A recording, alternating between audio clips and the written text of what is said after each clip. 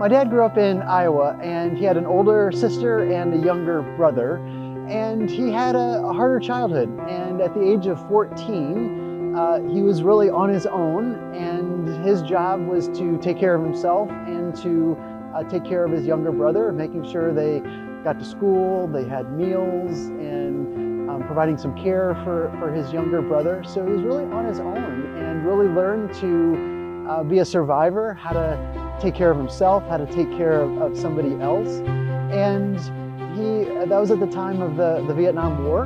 And as he graduated high school and was drafted and wanted to do his part to serve his country, wasn't able to be drafted because of a back issue that he had early in his childhood. He and my mom got married at an early age, at 21. And I think, that had some challenges to it, just being that young and not having a lot of family influence and development into his life. Growing up in the 70s sounds really old now, but when you're in the 70s, it didn't feel old, at the time. But I think one thing growing up in the 70s, there were some financial challenges in our country. And my dad was in the trades, he was in construction.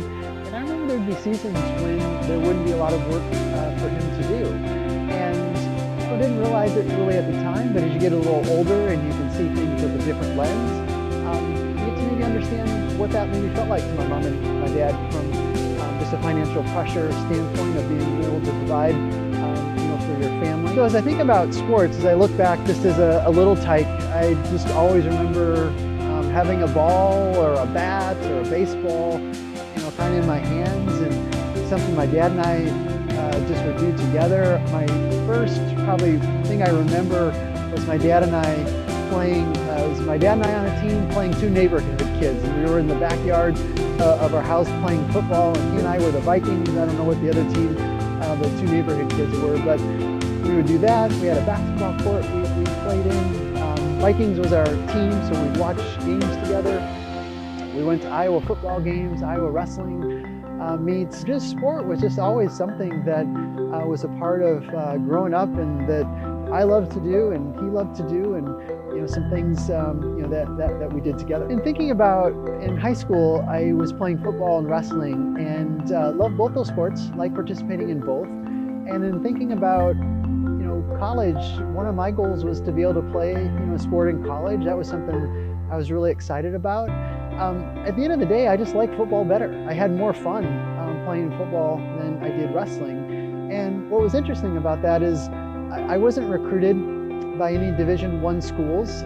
Our high school team, I think we won like 6 games in high school, maybe 7. So we weren't great. I wasn't a great player. I was an okay player, but I worked really hard, and football was fun to me, and being able to play in college at Northwestern was kind of the goal that I had developed.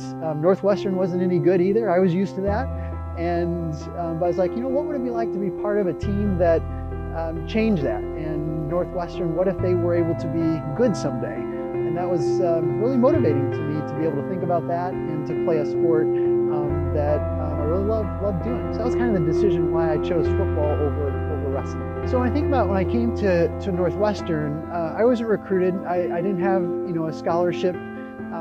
My dad and I had basically called the coaches and just said, could I come join the team as a walk-on? And grateful that they were willing to do that. So I got to play at Northwestern. And I think all the investment my dad made in me, as a dad, he was my biggest cheerleader, my biggest coach, which was great. It was hard at times as well, to be honest.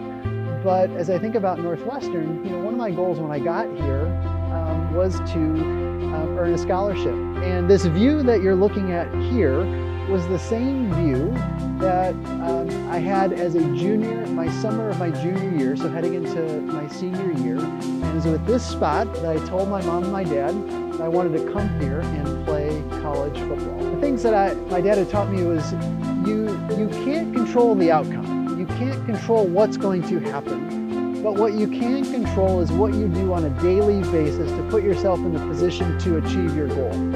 So whether I was going to get a scholarship and play, I had no idea. I can't control that.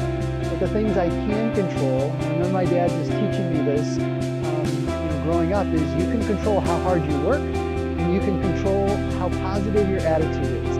You don't appreciate things until you get a little older, until you have some life experience and some wisdom and a couple of kids of your own. But I think my dad and I have just been able to kind of do this journey together.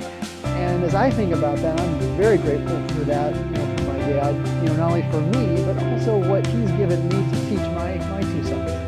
And I think that's a legacy that my dad will have through a couple generations, because he was able to break a cycle of not having maybe a great family structure and investment in his kids.